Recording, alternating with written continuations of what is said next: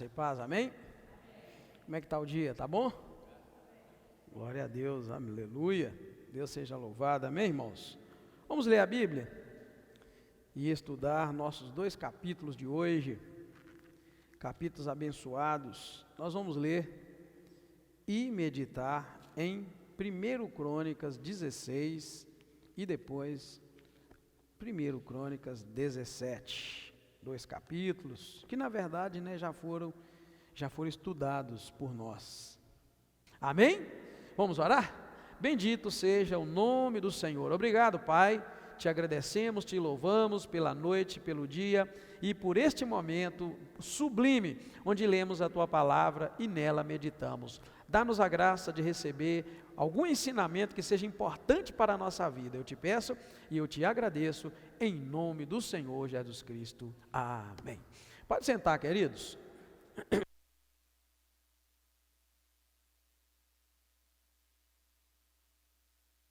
Mais alguém meio gripado aí? Hein? Tem não? Só eu? Então fica longe de mim, hein? A gripe está agarrada, mas pela graça de Deus, né? Não tem febre, então a gente fica tranquilo. Amém, queridos? Vamos lá.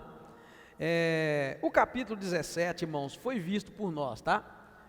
Na verdade, o primeiro capítulo vai trazer para nós ações de graças de Davi e um cântico de Davi, e o 17 vai trazer a promessa de Deus a Davi e uma oração que Davi faz, tá? Esses textos já foram estudados, como eu disse, mas não poderíamos passar por eles, porque o foco do livro, nós dissemos, de 1 Reis, é focar na descendência de Davi e no reinado, que daria a vida, a Jesus, ao Messias, lá no futuro. E o que nós encontramos aqui então, nesta parte do livro de Crônicas? Davi ainda estava demonstrando o seu grande cuidado para com a arca do Senhor. Nós vimos o cuidado de Davi, quando ele decidiu levar a arca de volta para Jerusalém, e os irmãos viram que o que parecia ter durado 3 meses, 4 meses, na verdade, a arca ficou, irmãos, abandonada por mais ou menos 20 anos, então esse é o tempo que a arca ficou abandonada, mesmo depois de Davi. E isso acontece que Davi resolve trazer a arca de volta. Ele cometeu um erro grave, nós vimos isso, quando ele tentou levar a arca, mas ele não obedeceu o que dizia a lei, e aí permitiu que levasse a arca numa carroça, e não podia, tinha que ser nos ombros dos levitas. Aí ele resolve consertar isso, coloca os levitas para a sua tarefa, e agora então nós estamos vendo essa arca, chegando, depois que Davi se empolga, de tanta alegria por ver a arca de volta. Então a gente vê o zelo dele sendo demonstrado, nesse cuidado dele, e agora ele coloca a arca numa tenda. Ele coloca a arca numa tenda, que era o lugar que havia sido estabelecido desde o início, a tenda, o lugar que ela deveria ficar. E ao alegrar-se com isso, Davi então abre a sua boca, irmãos, neste cântico lindo que nós acabamos de ler. Fiz questão de ler ele todo, e este cântico, irmãos, ele está todo registrado no livro dos Salmos, Salmo 96, Salmo 97 e no Salmo 105, nós vamos encontrar partes desses salmos que ele coloca. O que ele faz nesse salmo? Ele exalta a Deus, ele engrandece Deus, por tudo que Deus havia feito a Israel, pela graça de Deus, de permitir que Israel fosse seu povo escolhido e fosse um povo tão abençoado quanto é. E na verdade, nós vamos ver logo em seguida a resposta de Deus para esse ato, Foi um salmo muito lindo, e ele acaba também estabelecendo aqui cada músico, cada parte que os levitas deveriam cumprir. Eu até quis procurar ali uma música, um hino de Israel que tivesse esses instrumentos, mas eu acabei não trazendo, porque eu não consegui só com esses instrumentos. Mas veja bem, irmãos, que esses instrumentos são chamados instrumentos sagrados. Então a gente pensa que todo instrumento que existir na face da terra é sagrado, e não é bem assim, Não é bem assim. Eu costumo falar muito, eu gosto muito de estudar as questões espirituais das coisas, irmãos, gosto muito. E eu falei uma frase aqui, e eu repito ela: a gente precisa, irmãos, discernir o espírito por trás de todas as coisas, tá? O espírito por trás da fala, por exemplo, eu estou falando com vocês, vocês têm que discernir qual espírito está por trás daquilo que o pastor está falando. Então, quando a gente está batendo um papo com alguém, a gente precisa discernir qual espírito está por trás, né? Se você estiver conversando com uma pessoa fofoqueira, uma pessoa que fala mal dos outros, uma pessoa que só reclama da vida, né? Talvez a pessoa nem é fofoqueira, mas você conhece alguém que só reclama da vida? Eu conheço pelo menos uma meia dúzia. Quem conhece alguém, levanta a mãozinha. Um monte, né? Você também, né, irmã? Eu conheço uma meia dúzia que, quando vem, eu já vem fulano, né? Lá no meu coração, é claro. Eu não vou falar. Uai, eu nem pergunto mais, né? Eu nem pergunto mais, porque eu já sei a resposta, né? Então, lá no meu coração, eu falo, Senhor, já vem, dá-me paciência. Irmão, estou falando sério. Então veja bem, qual espírito está por trás da fala daquelas pessoas que só reclamam da vida, irmãos? Só reclamam do marido, da esposa, dos filhos, da política, da igreja, do pastor, do vizinho, do emprego, do carro. Irmãos, só reclamam. Então assim, o que eu estou falando para vocês é sério. Não é para vocês ficar avaliando e nem julgando ninguém, mas sempre faça essa pergunta: qual espírito está por trás dessa conversa que eu estou tendo, né, dessa amizade que eu estou tendo? Por quê? Porque de fato, irmãos, tudo que nos rodeia está cheio de espíritos. Se estiver cheio do Espírito de Deus, você está feito. Mas se não tiver cheio do Espírito Santo de Deus, está espírito do diabo, irmãos, ali, e perturba a gente. Por isso que às vezes você conversa com uma pessoa e você sai arrasado, você sai lá embaixo, você sai deprimido, você sai triste. Qual espírito estava por trás? Então, por que eu te digo isso? Te digo porque dentro da música, nosso assunto que eu estava falando, que eu vou ler para você, os instrumentos aqui que Davi separou para que fosse tocado, a gente não pode achar que todo instrumento é consagrado a Deus. Qual o espírito por trás daquele som que aquele instrumento emite? Qual espírito, né, que está por trás movendo aquilo? Então a gente tem que compreender isso. Então os irmãos da música, né, hoje só está o Anderson mais o irmão Ninja.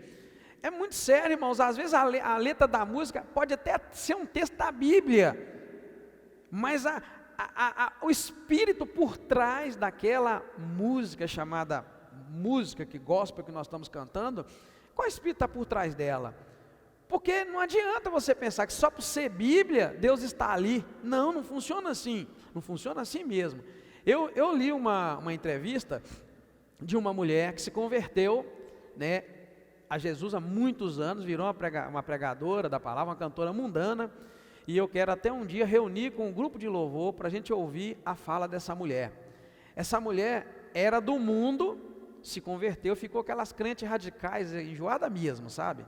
E aí ela fala que como as músicas mundanas e diabólicas entram dentro da igreja. Ela tem um colega, uns amigos, ela fala o nome de uma dupla caipira famosa aí, que o camarada falou para ela: olha, fulana, eu agora vou gravar gospel, vou partir para o gospel. Ela falou assim, mas ela riu, né? Falou, mas você vai para o gospel como? O camarada é um mundano mais do último nível. Como é que você vai conseguir escrever, rapaz, músicas gospel, falando de Deus e tal, de amor ao Senhor e tal?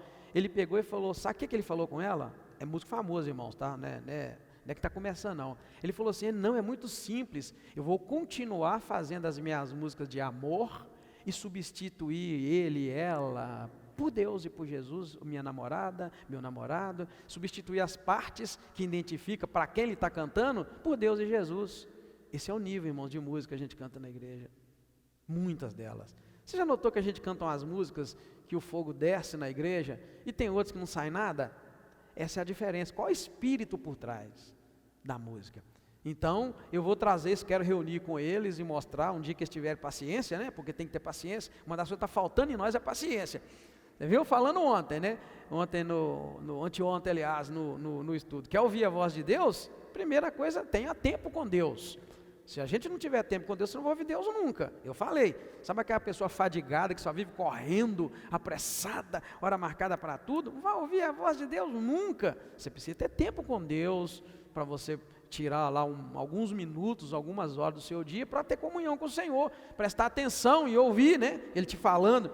Então, eu quero passar isso e já fica aí para os meninos do louvor. O Anderson não tem esse problema, porque o Anderson só canta música consagrada, porque o cantor cristão é música consagrada, tá, irmãos? A história, o espírito por trás dessas músicas, pode ficar tranquilo, né, irmãos? Tirando o hino à bandeira, o hino nacional, que a gente tem também ali, que são hinos oficiais da nação, você pode cantar sem medo. Tem uma história longa por trás, de perseguição, de afronta e de determinação com Deus. São hinos que têm um teor teológico muito bom, não precisa preocupar. Então a gente não preocupa com esses hinários não, da Batista, da Presbiteriana, tem uma outra aí que é parecida com a nossa, Assembleia. Então a gente não preocupa com os hinários. Estou falando de músicas novas que vêm surgindo. E quando ela disse que o amigo dela falou que não preocupa, eu vou continuar fazendo as minhas músicas de amor, e põe ali Deus, põe Jesus, e de fato, irmãos, muitas músicas a gente vê que não toca o coração da gente, não toca a nossa alma. É música bonita, você olha assim e fala, nossa, que música bonita, mas qual o espírito por trás daquela música? Não adianta. Então, a gente encontra neste texto, quando Davi estabelece, né, a ordem no culto, ele põe essa ordem diária, na verdade, era como deveria funcionar o culto de maneira cotidiana. No versículo 4 ele começa, capítulo 16, versículo 4, fala assim: ele escolheu alguns dos levitas, tá vendo? Agora ele aprendeu a lição, agora ele sabe que Deus matou Uzá, porque a arca balançou, Uzá foi segurar, ele morreu. Então agora ele sabe que o negócio é homens consagrados, família de Levi e a família de Arão para o sacerdócio. Então o versículo 4 diz que ele escolheu alguns levitas para ministrarem perante a arca do Senhor, olha bem, e para fazerem petições. O que é fazer petição, irmãos? É orar e pedir, e para louvarem e exaltarem ao Senhor Deus de Israel. Aí começa a dizer, verso 5, Asaf era o chefe, e Zacarias o segundo, e depois Jeiel, Semiramote, Jeiel, Matitias, Eliabe, Benaía, Obed-edom e Jeiel. Aí olha bem o que diz, eles deviam tocar os alaúdes. Alaúdes é mais ou menos um violão, né? Eu poderia ter pegado lá, mas eu acabei não pegando, só que o bojo dele é menorzinho, ele é molezinho, e o braço dele curva para trás, é um bojozinho assim, né? Meio ovalzinho, e aí o bojo puxa para trás, um instrumento de corda, esse é o alaúde. Eu queria trazer, como eu falei para os irmãos, eu não consegui achar uma música que tinha. As harpas, os irmãos sabem mais ou menos o que é, porém com um detalhe, esquece da harpa que você conhece, não tem nada a ver com aquela harpa. Por que não tem daquela harpa? Nós estamos falando, irmãos, de 1800, 2000 anos antes de Cristo. Você acha que naquela época tinha tecnologia para fazer as cordas de harpa, de aço, fininha, igual um cabelo para você tocar, brim, brim, brim? Tem? Nunca, irmãos, isso é coisa nova. Era um instrumento rude, grosso, com som pum, pum, pum, pum, muito grosso. Na verdade, as cordas eram feitas de tripa, de carneiros e tal. Então você vê uma coisa rústica, era a corda grossa feita de tripa, não tinha essa rigidez que tem uma corda de aço para tocar, e muito menos o alaúde, tá? O alaúde que eu vou mostrar para vocês um dia, eu pretendo, não tem nada a ver, é tudo muito parecido o formato, mas as cordas são cordas de aço, cortada a laser, aço fininho assim. Depois você pode passar o dedo naquela corda de violão para você ver o que é moderno. Se tivesse um violão há 3 mil, 4 mil anos atrás, seria algo bem rústico, o máximo que eles conseguiriam fazer. Imagina como seria pegar um aço, se tivesse, e afiná-lo sem tecnologia, tornar o aço fino. Como é que eles iam fazer isso? Marreta. E nem marreta era pedra batendo. Tá, irmãos? É só para vocês ter uma noção. Infelizmente eles enfiam as coisas tudo erradas na cabeça da gente. E a gente pensa que a harpa, ela que tem brim, brim, que o anjinho toca nos filmes, né? Nada. É rústico, grande, e o som é muito parecido com o som do baixo que o menino toca. Bum, bum, bum, bum. era a tripa, pedaço de tripa que eles conseguiam afinar aquilo mais ou menos, né? Então, mas era isso que era o alaúde e a harpa, né? Estou falando da harpa também, a harpa que era estrondosa. Agora, e também tinha, Asaf devia fazer ressoar os símbolos, amém, glória a Deus, é aqueles pratos ali, ó, só que geralmente o camarada tinha 2 na mão para bater. Agora você imagina, hoje com toda a tecnologia tem aquele prato, aquela época, você imagina que era 2 chapas grandes, seja lá de prata, de bronze que tinha na época, né, para bater, e aquele tempo era uma coisa muito rústica, mas o que substituía era o prato, né? O alaúde a gente conseguiria em algum lugar, até para alugar se fosse o caso. A harpa não daria, mas aproximaria uma harpa comum, porém um instrumento grosso, e os símbolos, tinha símbolos de várias tonalidades, baixo, alto, né? E aí aquilo tudo era para ser tocado, né, diante do Senhor, né, fazer ressoar esses instrumentos. E o 6 vai falar de mais um que não tem nada a ver também. Benaí e Jezael, os sacerdotes, deviam tocar trombetas continuamente perante o Senhor. Você sabe o que é trombeta, não é? Trombeta é algo de metal mais ou menos assim, que tem uma boca mais larguinha, né? Começa assim, por exemplo, afina. Aqui tem umas teclazinhas, ou falando um modelo mais prático, né? E um bocadura para o camarada colocar. Agora imagina 3, 4 mil anos atrás. Tinha jeito de fazer isso, trem assim de aço, de alguma coisa? Não. Como era então a trombeta naquela época? Vamos ver, os irmãos sabem. De chifre, chamado chofar. Era um chifrinho, seja para comprar também. Eu já quis comprar, é bonito o toque. Então um chifrinho, tem ele pequeno, maior, até desse tamanho. E é isso é uma coisa muito parecida com o berrante brasileiro. Porque o berrante também é feito de chifre. Só que o chofar, o correto seria de carneiro, de carneiro. E ele é um instrumento sagrado para se tocar, diferente do berrante. O berrante é você toca ele em qualquer lugar. Até hoje o chofar é um instrumento sagrado. Dentro das sinagogas tem os toques. Tem um jeito de tocar, é toque rápido e depois toque espaçado. Não pode passar de tantos toques, é cheio de regra para se tocar. Mas é lindo, isso aí existe abundantemente até os dias de hoje, porque é fácil preservar. É só um chifre, né, e o camarada faz os preparos nele para tocar. Então não tem nada a ver com trombeta. Então a gente lê trombeta e pensa que é trombeta, mas não é trombeta, é esse instrumento. Assim Davi então separa, irmãos, os instrumentos que deveriam ser tocados, e ele logo em seguida fala esse salmo lindo, como eu disse para os irmãos, que na verdade está no Salmo 96, no 97, e está também no Salmo 105, partes deles, é claro, né? Tinha uma parte aqui que a gente até cantava, eu não lembro como, mas nós lemos aqui: cantai ao Senhor um cântico novo, cantai ao Senhor todas as terras, cantai ao Senhor, bendizei o seu nome, proclamai a sua salvação. Anunciai entre as nações a sua glória, entre todos os povos as suas maravilhas, porque grande é o Senhor, muito digno de ser louvado, mais temível do que falsos deuses.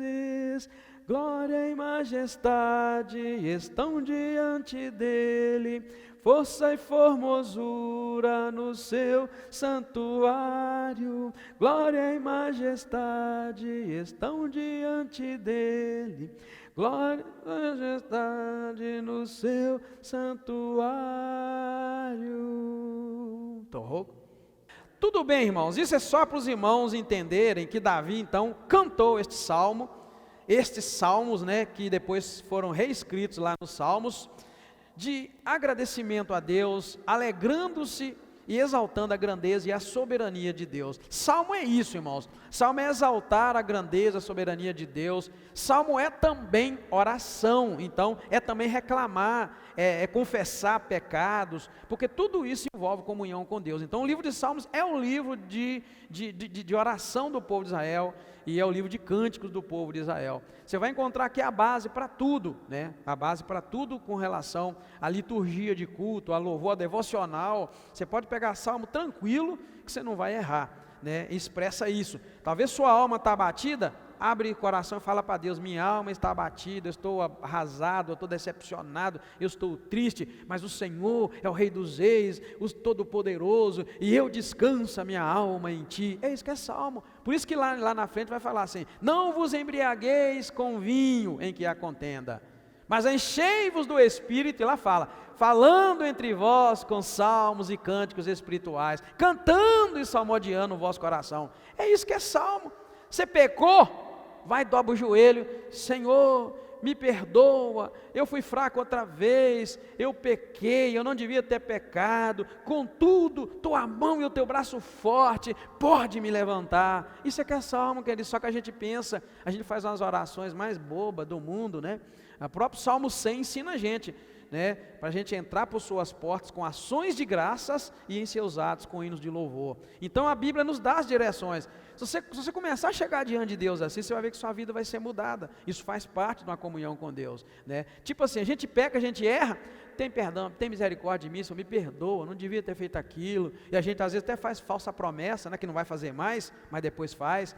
Deveria ser só assim: chega diante dele, confessa o teu pecado e depois começa a exaltar e glorificar o Deus que pode te purificar, te perdoar, te encher de graça. Isso são salmos, tá, irmãos? Aqui Davi só exalta a grandeza de Deus, a soberania de Deus, pelos grandes feitos, mas a gente sabe que em muitos salmos Davi confessava o seu pecado, né? Que os ossos dele estavam envelhecendo porque ele se calou diante do pecado, né? Muito salmo de Davi é salmo de confissão e logo depois ele exalta o nome do Senhor, tá bom? Em seguida, no capítulo 17, nós vamos ver o quê? Que este texto já foi estudado por nós, na verdade, tá? Nós já estudamos este texto em 2 Samuel 7, lá no dia 21 de janeiro de 2021. O que nós encontramos nele? Davi estava muito empolgado com tudo isso que aconteceu no 16, né? Ele cantou, exaltou o nome do Senhor, e aí ele demonstra para Deus o desejo de construir um templo, o grande templo que ele não pôde construir. Quando ele disse isso para o profeta Natã falou: olha, eu vou buscar Deus e te falo. E Deus mandou Natã falar algumas coisas com ele, entre elas, Deus lembra ele que ele era pobre, humilde, que ele não tinha nem nome em Israel, e Deus tirou ele de trás das manadas, colocou ele no cargo maior que poderia haver. Deus começa a dizer essas coisas para ele, mas Deus fala para ele: olha, você não pode construir o templo, você não vai me construir um templo, você vai morrer em boa idade, vai ser recolhido com seus pais, e o filho que vai nascer de ti, eu já escolhi ele, né? O teu filho vai reinar no teu lugar, ele vai me construir uma casa. E Deus ainda fala mais ainda. Deus vai falar para Davi: olha, Davi, e eu estou assumindo um compromisso com você, o seu trono vai durar para sempre. Deus está prometendo para ele uma dinastia eterna, nunca mais ele deixar de ter rei, tá? Ok, a Bíblia para de falar de Davi aqui no Velho Testamento. O Novo Testamento vai dizer que Jesus nasceu, né, da raiz de Davi. Para nós que somos crentes em Jesus e cremos na Bíblia Sagrada, acreditamos com muita força, né, que Jesus é o descendente de Davi, mas o judeu não acredita. E você quer saber de uma coisa? Mas o judeu ainda crê que quem vai vir, o Messias que vai vir para eles, é um descendente de Davi. Tá bom, queridos? Então, nós já temos certeza, tá bom para nós, glória a Deus. Jesus é o descendente de Davi, essa dinastia, esse reinado eterno que nunca vai acabar, está em Jesus Cristo, que morreu, mas vai voltar, né? Ressuscitou e vai voltar para assumir, né? Isso, enfim. Mas agora o judeu que não é cristão, o judeu que não é messiânico, ele não acredita, mas acredita que vai vir da linhagem de Davi. Por isso que todo judeu que se converte a Cristo, que se torna um judeu messiânico, e tem muitos, como eu disse, ele se converte, é quando alguém convence ele, prova para ele, que o Jesus que de fato existiu, tá, irmão? Jesus que existiu naquela época, o povo israelita não duvida que existia um homem lá, que fez alguns sinais mesmo, eles acreditam, só não consegue acreditar que ele é filho de Deus. Mas quem vem a acreditar, é porque depois de algum estudo, alguém preparado, mostra que Jesus que existiu é da raiz de Davi e fez aquilo tudo, e hoje existe uma religião enorme em torno dela.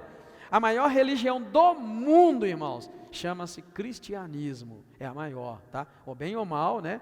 ou seja, sejamos nós bem crentes ou não, é a maior. Então, quando o judeu tem esse discernimento, alguém ensinou para ele, e ele viu, não, é da raiz de Davi, é descendente de Davi, é de lá que vem o Messias, aí começa a cabeça dele embolar, e boa parte deles aceitam Jesus, tá bom? Aceitam Jesus porque crê na palavra que os profetas disseram, e que está muito claro que seria da geração de Davi. Não se sabe se é Paulo que escreveu a carta aos Hebreus, tá? Estou repetindo aqui, porque 90% parece que é ele, mas não tem prova. Até o jeito de escrever é o jeito de Paulo. Tudo é linguajar Paulo, a maneira de expressar, o conhecimento é de Paulo. Então, e Paulo era, né? Paulo era, Deus escolheu para ser o profeta de quem? Dos gentios, né? Então a gente só falta achar, alguém lá, historiador, achar que é ele, mas então nós não podemos. Então eu estou retirando porque não dá, né, para você pegar isso aqui e pensar assim, não, o pastor falou que é Paulo. É uma maneira de a gente errar, muita gente erra, porque é igual a Zita falou, é 99,9% Paulo, só que não tem prova. Então o que eu quero dizer? Foi por isso que o escritor escreveu aos Hebreus, que na verdade na Bíblia judaica, nem está escrito Hebreus, na verdade na Bíblia judaica, que ela é bem original, está escrito assim, carta aos judeus messiânicos, porque Paulo estava escrevendo exatamente para o judeu, o hebreu, que estava convertendo e confuso, naquele muvuca de conversão, ele vai o escritor escreve aquela carta para os judeus messiânicos. Então a gente fala hebreu, mas hebreu ficou meio longe. Então é só que toda vez que você lê Hebreus, essa carta foi escrita aos judeus que criam em Jesus Cristo, e aquela confusão toda, ele estava direcionando para aquele tempo, né, para aquelas pessoas, tá bom? Então, irmãos, isso acontece, Deus promete essa dinastia perpétua, mas Deus fala, vai ser seu filho, que vai construir o templo, né? E logo em seguida, Davi ora a Deus, se humilhando, né? Humilhando eu quero dizer assim, agradecido a Deus por ter feito tão grande coisa na vida dele, ele reconhecendo que tudo que Deus disse é verdade, ele tirou ele lá de trás das ovelhas e agora ele era rei, e Deus ainda vem e não promete para ele, irmão, só um reinado, Deus promete para ele um reinado eterno, perpétuo. Então ele agradece e ele pede, e orando por sua família, né? Nesse momento ele ora pela família dele e pede a Deus que por favor, né, cumpra essa boa palavra que o Senhor falou então dentro da minha família. Mas a gente sabe, irmãos, que a coisa não foi muito longe. Quem está estudando o estudo conosco toda quinta, sabe que logo depois de Davi veio Salomão, Salomão reinou, e logo depois de Salomão virou uma bagunça, irmãos. Uma pessoa usurpando o trono, e quer reinar aqui, quer reinar ali. Aí foi quando, na verdade, o reino de Israel foi dividido. Foi logo depois de Salomão, o reino de Israel foi dividido. Na verdade, irmãos, Deus não queria que Israel tivesse um rei, tá? Outra coisa que a gente precisa conhecer de Deus muito é isso. Às vezes você pede uma coisa a Deus, insiste, Deus te dá, e talvez aquilo não é o que Ele queria te dar. Aí você dá com os burros na água, dá tudo errado. É o caso de Israel. Deus não queria um rei para Israel, mas Israel pediu, insistiu, Deus deu um rei. Saul reinou pouco, fez besteira, Deus tirou. Pois Davi reinou pouquinho, teve um pecado terrível, mas levantou a cabeça. Aí o terceiro rei de Israel já não é escolhido por Deus, que foi Salomão, já foi a hierarquia, o filho de Davi que reinou. Deus escolheu sim, mas não foi aquela escolha, vai lá e unge, já era mesmo descendente, ele reinou. Depois de Salomão, acabou, irmãos, o reino foi dividido, 10 tribos foram para o norte, 2,5 tribos no sul, e aí virou uma bagunça, que está agora, na verdade o livro de Crônicas está sendo escrito numa repetição dos fatos que ocorreram durante o tempo dos reis, por isso que nós repetimos outra vez, estamos falando sempre os irmãos, Crônicas repete, mas não eram crônicas que estavam sendo escritas no momento do reinado, para se arquivar, eram repetições, né? Muitos creem, mas também não há clareza disso, tá? Que quem escreveu o livro de Crônicas foi Esdras. Muitos creem, muitos estudiosos, mas eu não vou arriscar falar também, porque não se sabe ao certo. Sabemos que Esdras era um escriba, tá vendo? O autor é incerto, tá? E a época é mais ou menos lá 4.000 anos, né? Então veja bem, irmãos, assim acontece então em Israel, tá? Em seguida ele ora, pede a Deus que cumpra a palavra e termina com muita humildade, abençoando a sua família. Ele fala: agora que seja a tua vontade abençoares a família de teu servo, para que esteja perpetuamente diante de ti, pois tu, ó Senhor, a abençoaste e ficará abençoada para sempre. Contudo, quem leu a Bíblia, estudou conosco, sabe, não durou muito. Depois de Salomão a coisa bagunçou. Aí, irmãos, fica uma questão: como pode Deus prometer uma bênção tão forte dessa para o seu escolhido, mas na verdade não se cumpria aquilo da forma como Deus disse que ele queria? O que vocês me dizem? Deus falou para Davi: olha, Davi, não vai faltar um filho teu no teu trono, vai ser isso, eu vou te fortalecer. Aí vem Salomão, já o filho, faz aquelas construções monstruosas, mas ele termina a sua carreira numa situação ruim, e aí o reino já é rachado. O que os irmãos pensam disso? Deus falou que ia fazer, e não é isso, irmãos, que a gente viu durante os anos. O que você pensa? O que os irmãos poderiam imaginar?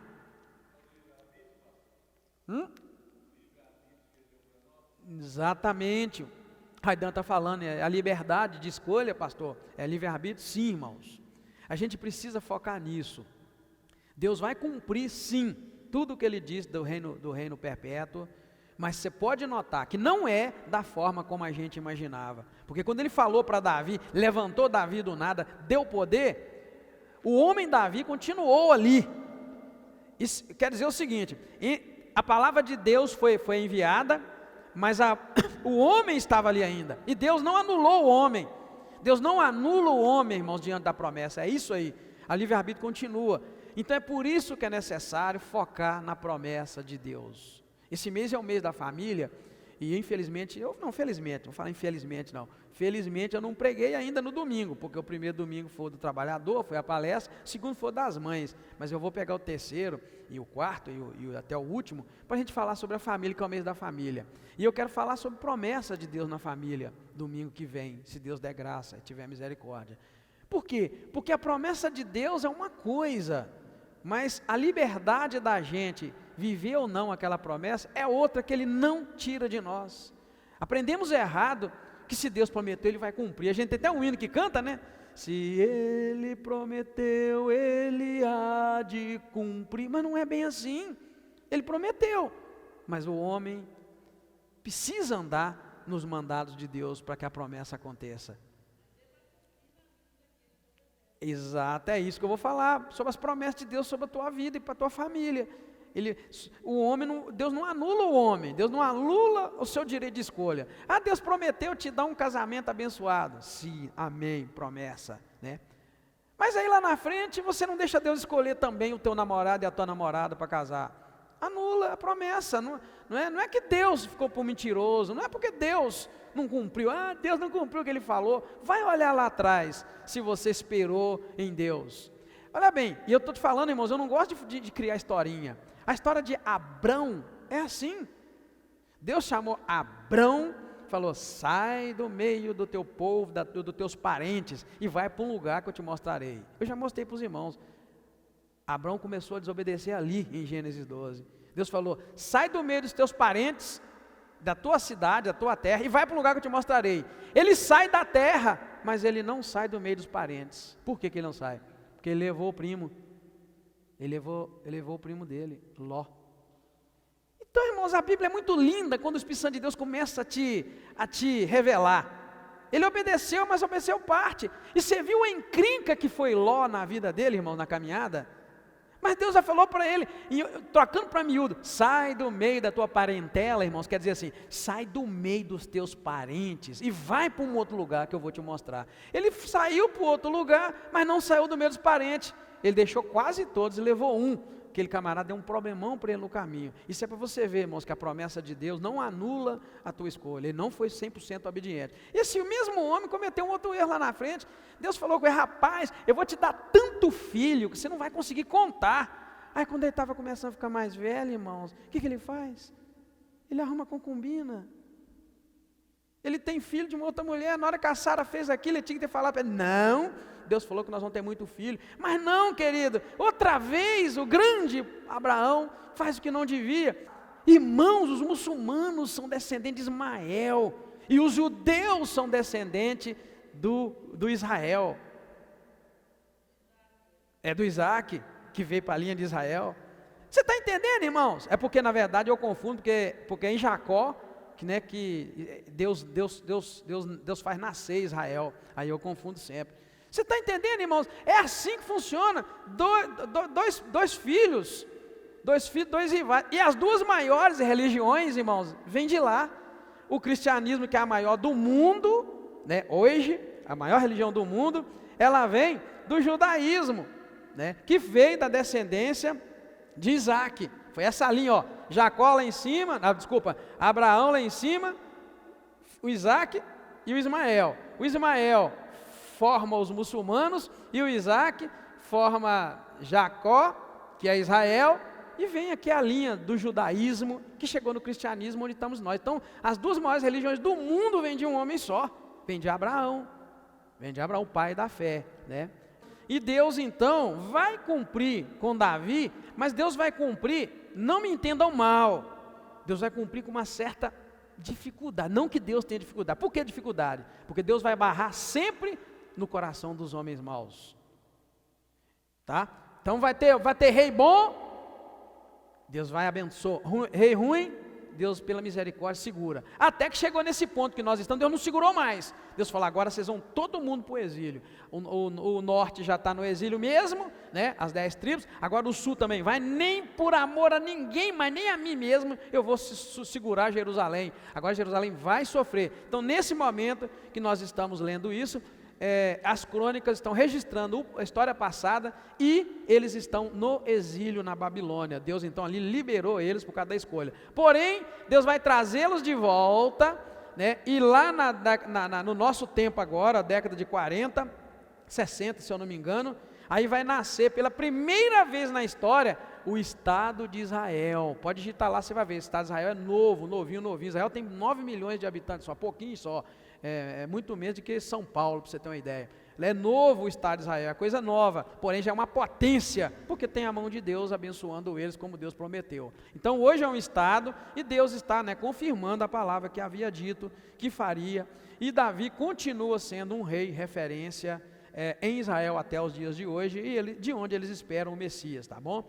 Então, assim termina, né, este capítulo 17. E a gente pode concluir, irmãos, da seguinte maneira, entre outras, que a intenção do escritor, ao recordar essas histórias, é mostrar ao povo que a nação de Israel não poderia ser apagada da história. Lembrando que eles estão agora no exílio. Então, isso é um texto, né, é uma história linda sendo relembrada, focada em Davi, de onde vem a promessa de Deus, para que eles lembrassem disso. Olha, Israel não pode ficar apagado na história. Israel sofreu, irmãos, outras perseguições, os irmãos sabem disso. Na época da Segunda Guerra Mundial, muitos milhões de judeus foram mortos covardemente.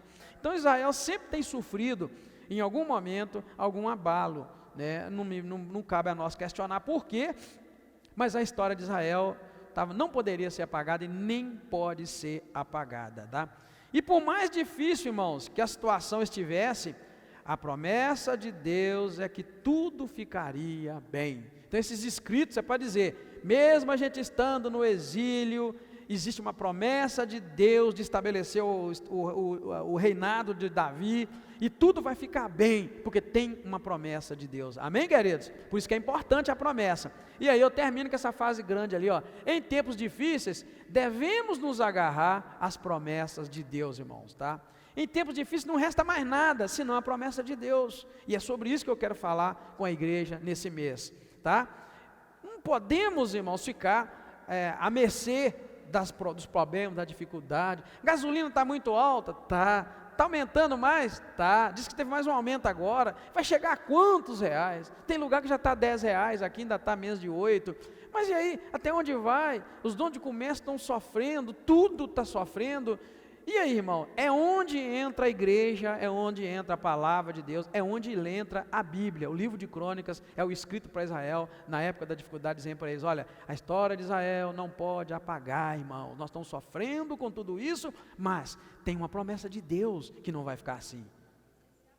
Exercer a fé, mas você só consegue fazer isso se os teus olhos estiverem nas promessas de Deus. Casamento vai mal, lembra das promessas de Deus. Qualquer relacionamento vai mal, lembra das promessas de Deus. Em qualquer área da vida, as promessas de Deus, irmãos, elas avivam a nós.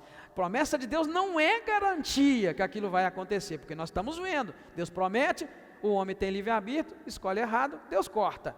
Saul lê muito bem, Deus prometeu grandes coisas para Saul, primeiro rei de Israel, cortou tudo lá na frente, por quê? Porque ele escolheu, ele fez errado, então não deu para Deus fazer. É por isso que eu disse que a gente aprende errado. Então, amém, queridos? Devemos sempre lembrar e nos agarrar às promessas de Deus em tempos difíceis, seja eles quais forem. Essa onda de depressão dentro da igreja do Senhor, em todo lugar, irmãos, tá? Essa onda de depressão que está havendo é porque na hora da dificuldade a gente esquece das promessas de Deus, né? E aí, se a gente esquecer da promessa de Deus, nós vamos nos agarrar o quê? Se você ligar o jornal, só coisa ruim, só coisa cara, né? Você liga uma coisa aqui, só coisa ruim, violência, roubo, estupro. Agora estão pondo toda semana, irmãos, roubo de celular. Estão roubando pouco, muito dinheiro, roubou 35 mil, 45 mil. Essa região do Vale do Aço, eles gostaram de roubar. Eles conseguem roubar a pessoa, e principalmente quando ela não está de olho nas promessas de Deus, mas é gananciosa. Outro dia o camarada foi comprar um carro de 60 e tantos mil, o outro vendendo, acho que é por 35, 45, não sei. Ele ainda foi, ainda enviou dinheiro ainda. Brincadeira, meu camarada, o carro, só se o carro for de conhecido. Então a gente tem que se agarrar às promessas de Deus, passar pelo que estiver passando, e Deus vai erguer, vai levantar e vai dar a vitória em nome de Jesus. Amém, queridos? Que Deus abençoe seu coração e a sua alma, e Deus nos fortaleça.